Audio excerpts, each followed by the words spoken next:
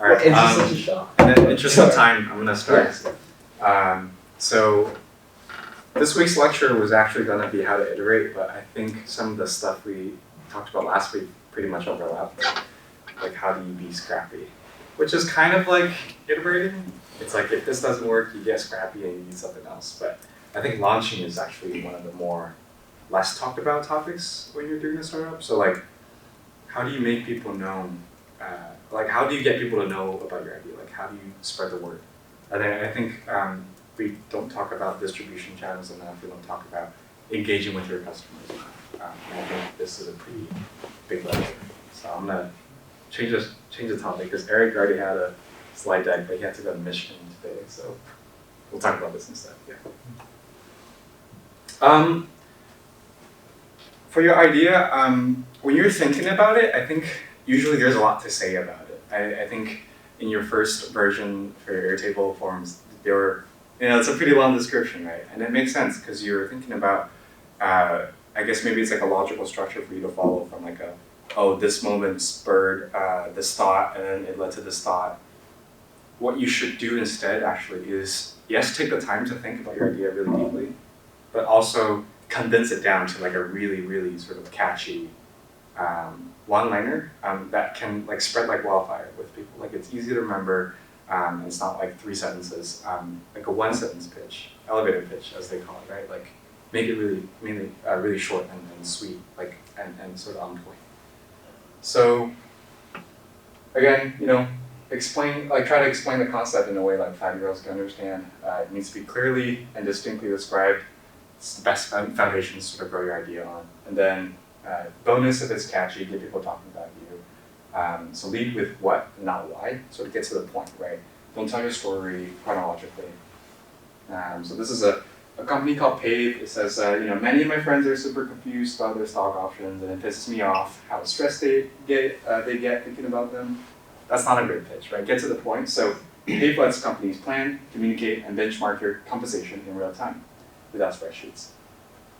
And when you were thinking about like just talking to investors and talking to people, in general, I think people have really short attention spans these days, and especially when you're talking to someone who may be investing into your idea, either monetarily or just like emotionally, or just like they're investing their time and attention into your idea. Like, just explain. They probably get pitched like tens of times per week. So don't ramble. Like, do not ramble. If you catch yourself ramble, just cut it short and just get to the point, right? This is kind of an exercise. This is a company called Young. They do this. Does that make a lot of sense to people? Like, can people come up with an explanation of like what this company does? Can you try? Toby, why don't you try? Yeah. Maybe it's like it administers wellness surveys. Sure. To people. So after maybe a day, you like click 3 faces. There's like a smiley face. There's like an angry face. There's like a sad face. And maybe after you click them, then it kind of like gives you like a report of like how well your employees are feeling, and then maybe like it analyzes what like people have done that day and tries to attribute like sort of wellness scores to like certain activities, and helps you make tasks more efficiently. Yeah, but again, I think it doesn't it doesn't say a lot. Get to the point. I think yes, machine learning driven. Most people don't really know. So I think this could be better. So just personalized, machine learning makes a personalized digital therapy programs for your team, like a company team. So I think spending a lot of time thinking about your idea, thinking really deeply about it, and then condense that down. Like, don't ramble. You can also do the X for Y analogy. So for a company like Heartfelt Live, you call it like an Airbnb for dance and movement classes, which makes sense, right? Airbnb is a platform, it's a marketplace. But if you're going to do this analogy, you should choose X, which is Airbnb in this context. It should be a household name. and then think about, does your company want X? Like, does it make sense to refer back to like a big company? And then the X, the Y that you're describing should be a big market to make it sound catchy and sound interesting. But honestly, like for this company, it also makes sense to just call it a marketplace, right, for dance and movement classes. So thinking about that, there's just different ways to describe it.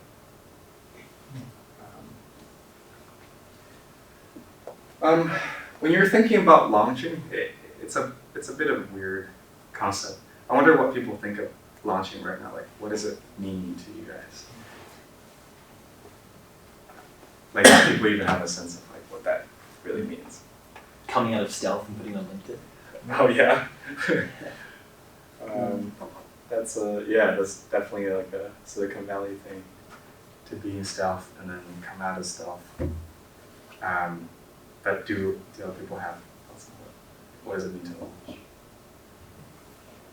Yeah, it means to like be public about what you're doing, I think, and like go actually do the thing, right? Like trying to get customers, advertise that you're offering some kind of service or product. Yeah, and companies don't just launch once. They launch many times. So Airbnb launched 3 times, and I think most people will think about launching with a sentiment of like, hey, like if I launch right now, my product looks like absolute, like, it looks like shit. Like if I launch now, it'll suck. People won't like it. What if investors see it and I'll get a bad rep for launching a bad product?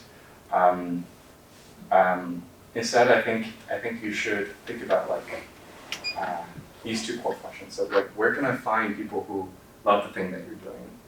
What is it that people love my product? What is it about my product that people love? How can I do more of that? So I think for launching, it takes like however times it takes like to launch to be successful. Like you should disregard any sort of negative aspects of launching. Like don't attribute that to it like when you're launching. In principle, it's basically just launch and iterate until you have like 10 people who love your product. You're not trying to get like the entire market like tomorrow. So just launching and iterating. Okay. So I'm going to talk about the different types of launch. This is probably the most early type of launch. Make a web page, right? Have a domain name, have a company name, have a short description, put your contact on there, and then have a call to action. What this means is maybe like get started today, or join the wait list. Some type of button or action that people can take when they're on the landing page. Very simple. You're not making a splash. This is a friends and family launch. So after you've made it into like an online like an entity, like something real, just talk about it with your friends and family. Like they may not be your ideal customer, they may not be the people you're after immediately, but just watch them use the product, watch how they use it, listen to their feedback.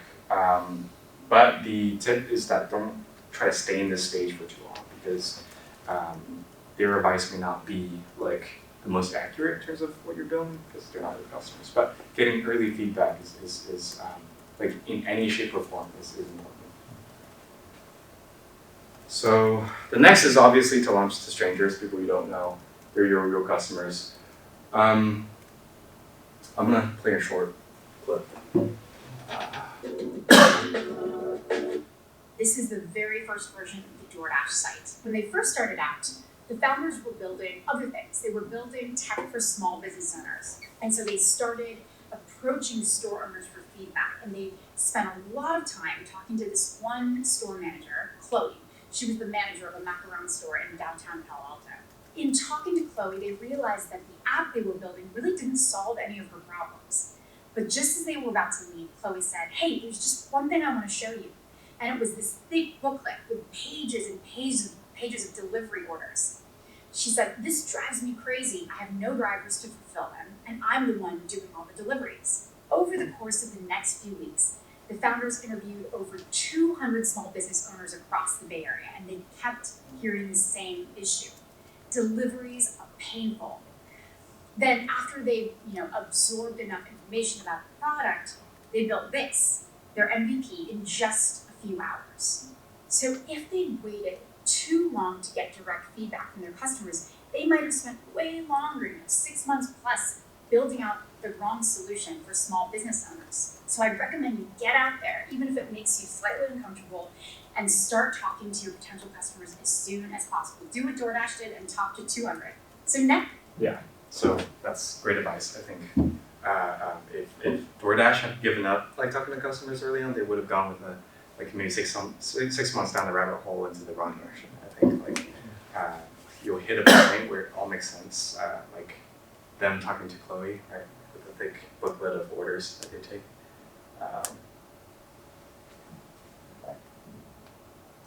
So,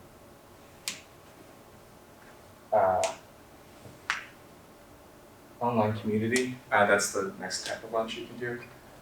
This is pretty, I think it's like, you just have to spend a lot of time on it, like what kinds of forums or what kind of like subreddits that you can hit to like push your product out. Like maybe for Brian, for you, like a cinephile, like kind of subreddit, or like you're tackling maybe the users of Criterion channel, whatever. Like I know those people would love a product that works better than the current solutions out there in rented movies. For Toby, I'm not sure, like Substack, people who love like founder interviews, something like that, like post them on there. So finding the really niche like online communities is also a good way to do this. For Y Combinator in particular, they actually have a platform called Bookface that people like YC founders, when they're in the batch, like and also past YC founders, it's a dedicated community for them to like see who's launching what, who's having new features that you can use. And actually, Jack, I was thinking like we just start something like this too. And we try to get like CS people to join it, and then when you guys launch something, they'll see it and they can use it too. Yeah, just like a closed community kind of thing. I think that'd be cool. Like for just Chicago. Yeah, maybe even just for like CS people if they want to try new products. But yeah, just communities like that though that really care about the type of thing you're building. Like try to hit them. Yeah, I mean for Robinhood, like they only had a button to a waitlist, and they posted this on Hacker News, which is like the Y Combinator sort of a forum. And they got like 50K signups the next week, just because they hit the right sort of community, and they only had like a button to the waitlist. Yeah, and the advice here is just that each community is really different, and try to be authentic to and launch communities that you're genuinely engaged with. And I think in today's day and age, like people, I think will shut off from really like marketing language, like overly flowery sort of language. I think you should shy away from that and just be authentic about what you're doing.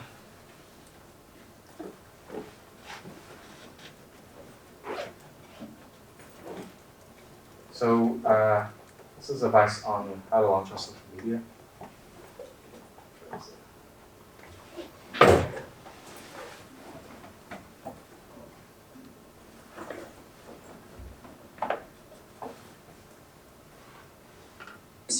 Launching to popular blogs that cover your industry or trade can be incredibly powerful. So Joy is a free wedding website builder, and they were one of the fastest growing companies in their batch. And a lot of their early growth, like an alarming amount of their really early growth, was due to being placed on a number of lists like this. They essentially Googled, they looked at SEO, and they Googled best wedding website builders and figured out who was coming up on the first couple pages of results on Google. And they reached out to all those bloggers, and they said, hey, we have this new product. We think your community would love it. Would you be willing to add us to this list? And they said that they reached out and basically did a drip campaign to over 50 bloggers, and only got responses from 4. But those 4 responses made a huge impact for their early growth.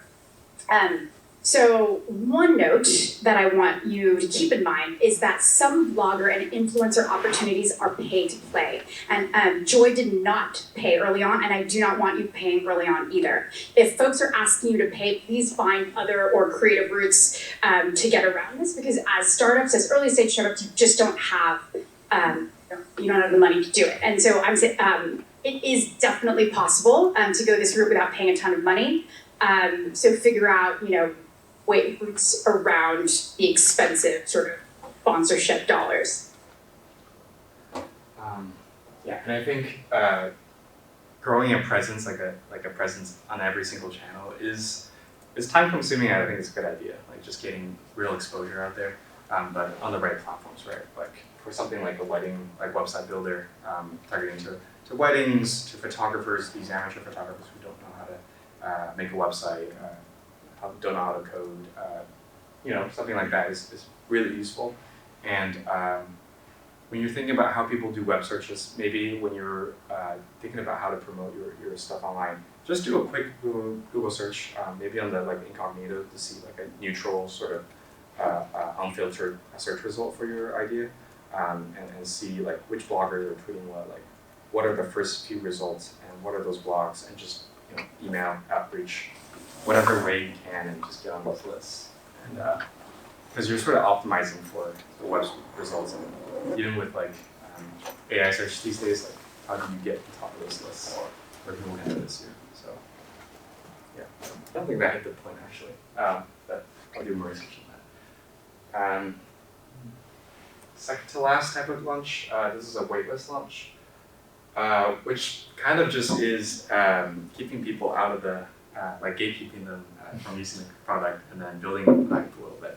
So Superhuman, which is the email application, it's a good case study for this. So they only did sort of an invite list, only with referrals. So if you only had a referral from someone who was actually using the product, then you can get, you can join, and then creating that sort of scarcity mindset and exclusivity.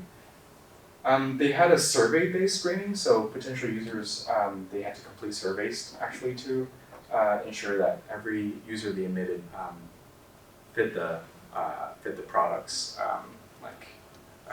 customer segment. They had a mandatory 30-minute personalized training call, which boosted sort of user proficiency, just because the platform has a lot of shortcuts. I use it too. It's a bunch of shortcuts, but once you learn and master the shortcuts, you can actually fly through your emails, and it's really, really effective. So when you're thinking about how to engage with your customers, maybe having that 30-minute call with them, with every single new user you onboard, that could be a good idea in terms of making them feel that sort of personalized attention and service. Yeah, pricing can also serve as a sort of a signaling, right? It's $30 a month, that sort of attracts really busy professionals, right? Willing to pay for huge productivity gains. Referral incentives. So every email you send with Superhuman will have a signature that says sent with Superhuman, and when you click on that link, it actually takes you to a page where you get a free month off, and then the person that sent the email, they also get a free month off. So it's sort of a network-driven growth and aligned with their incentives. Yeah, and I think they controlled the scaling really well, where they had to maintain a wait list for years actually to manage their growth and quality. And yeah, waitlist surveys, that's another way to sort of grow, right? Really carefully controlling your width.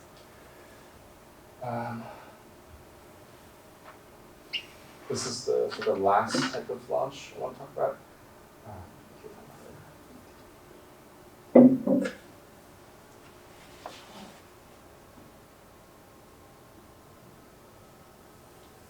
She had an incredibly successful campaign.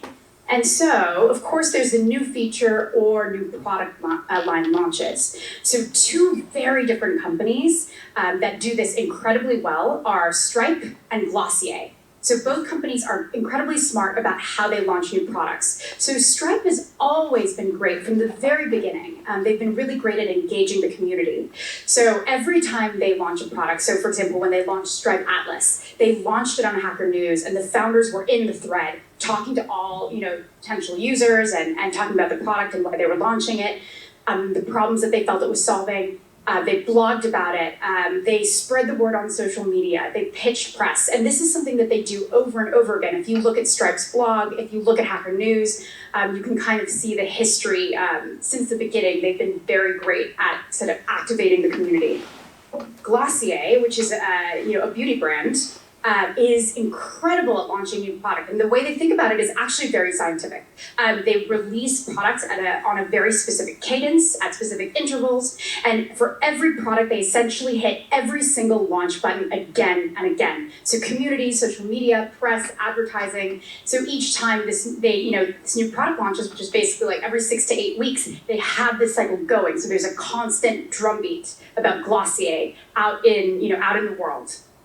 One last note before we jump into questions is while you're in startup school, you should start. Okay. Do you know how they convince the people in the press to feature them?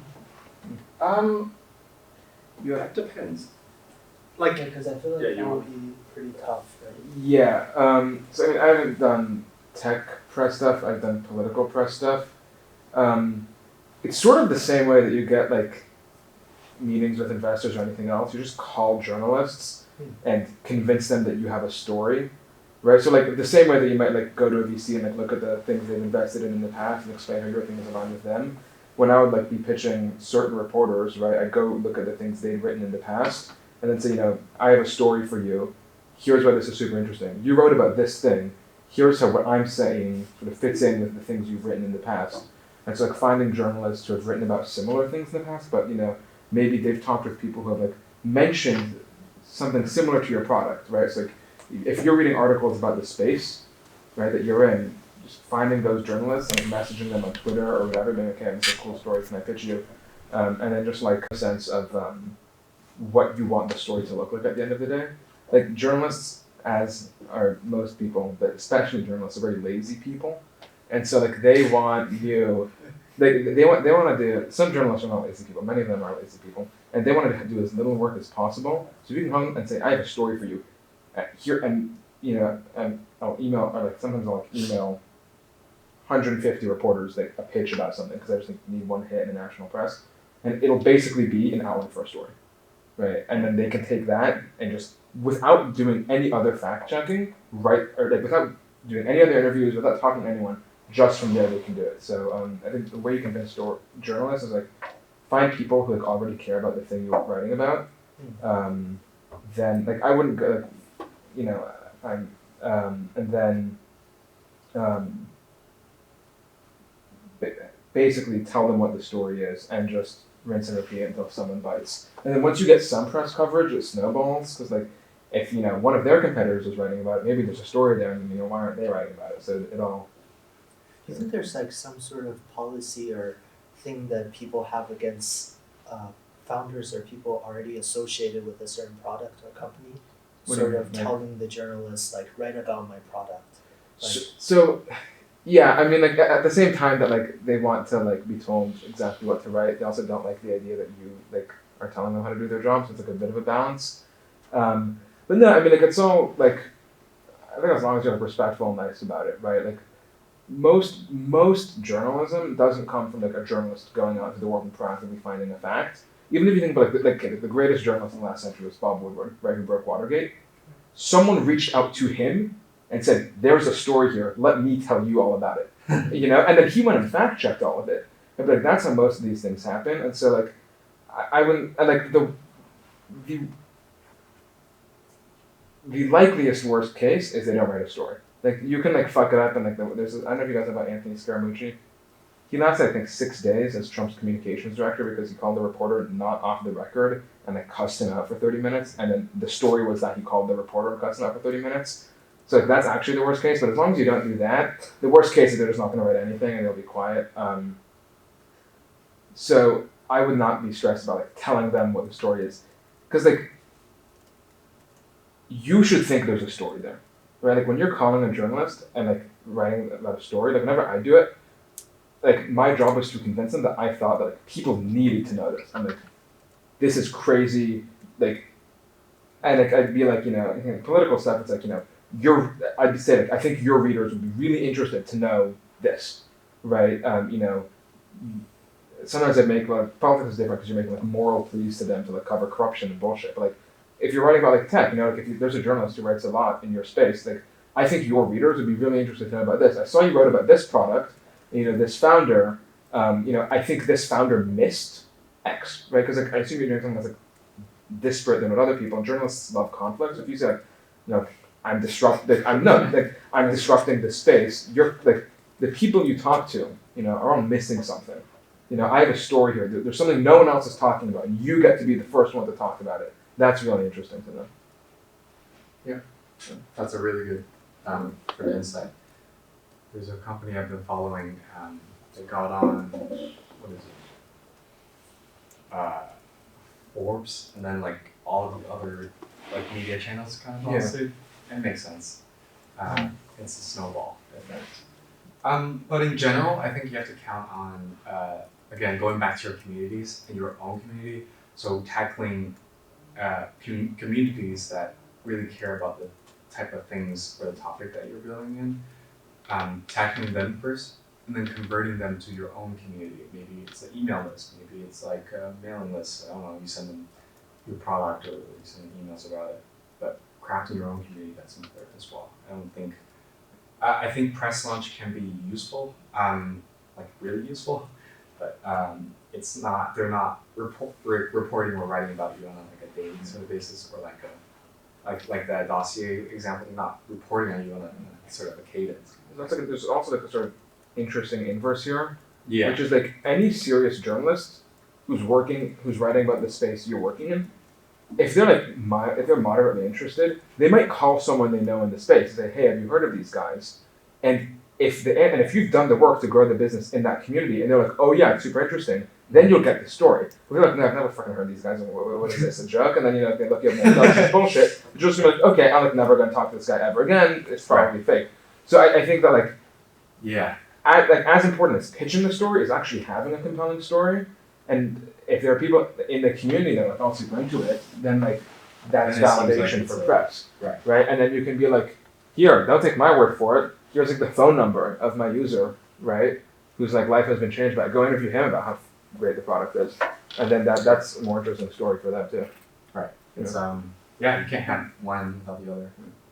Yeah. So, I think that's all I have. But I think launching is useful in the sense that you're able to continuously engage with the community, find your own communities that are like that love your product or is super engaged in the thing that you're building in, and eventually I think you like basically build out your channels by just launching and launching again, hitting your communities with the product that you're building. And you can do this in many ways that we talked about. Basically. Questions? I have one more question. Yeah. So this is a relatively extreme example, but say you have a product that's extremely technically involved, that takes a lot of work to get off the ground. Like for example, if you have like a car company, how do you apply the launch and iterate process? A car company? It's sort of like without the final thing, it wouldn't even work. So when did Rivian launch and how? It's a good case study. I just know about Teslas. I think Tesla had a few advantages. So I think Elon Musk has kind of already made a name before Tesla even launched. Like he did PayPal and crashes like $1 million McLaren and threw it, left it on the side of the road. He sort of had a reputation before he even built Tesla. When he was building Tesla, he did a business model where it's like build the most premium version of this first, attract a lot of buzz. He made the Tesla Roadster, if people know about it. It's like a convertible it goes really fast. It's like a sports car. It's cool. You build that product out as a proof of concept, and then you attract a lot of buzz. You attract buzz within car enthusiasts, EV enthusiasts. And back then there weren't too many EV enthusiasts, but people love really cool looking cars. People love sports cars. So he sort of targeted that customer segment first, and then once there was a lot of like pre-orders for this for the cars, he started like pre-ordering or getting people on a wait list for the Model S, which is their first like commercially like at scale sort of car, and then they sort of built that out. Like it became less premium, less costly as the product line grew. So Model S was like maybe like $90,000, and then you had the Model X. Also, it's an SUV, so you're targeting a different like customer segment. But then you have the Model 3, which is their like is the cheapest, like most affordable Tesla. So they had a very interesting business model there. Do you think it's possible for him to maybe do even more of the smaller launches before doing, say, like the Roadster? Because it feels like. Well, I'm not sure what he would make if. Yeah, so that would be kind of tough to like apply the. Well, I guess he's sort of doing the launch and iterate with like Roadster and the Model S, and then that's like one big step, but he couldn't really like do any smaller steps before having like a fully built out car. Yeah, So- it seems like. I mean, for a car company, I think you have to have a proof of concept car in some ways. I'm not sure what a smaller like Yeah, launch would be. I don't know. For that. Really car for kids, but yeah. Yeah, I mean, each industry is really different. I think you guys are all targeting really different like customers. So reach out to me, reach out to anyone on the team, like do the one-on-ones with us. Yeah, talk about that. But I think the idea of the mini launches is very important because like one of the biggest things that I've really observed kill the things that I do as someone who like just genuinely like loves engaging with different ideas is inaction. And I feel like a lot of like when you were first talking about the part about how like the idea of like launching something always feels like a kind of weight and trying to get rid of that weight. Like I think that's like really important to just getting started because like if you don't get started, you don't like you should only really care about like the people who will care about your thing, and it's okay if like what you make is like shitty at first, if like because like the people who care most about that thing will like have like the most patience with you, and they really want to see you grow. So Yeah, and then with growth you have a lot more opportunities. I think like for you, like I love a Busan sweater, like that'd be cool. I know. I've just been the Pope class would take you enough time. Yeah, that'd be great. I'll do that. Yeah, it's important, and you have a release schedule, right? And Yeah, it kind of works in your favor. Yeah. Cool. All right. Any more questions? Just ask me. Yeah, sounds good. Thanks, guys.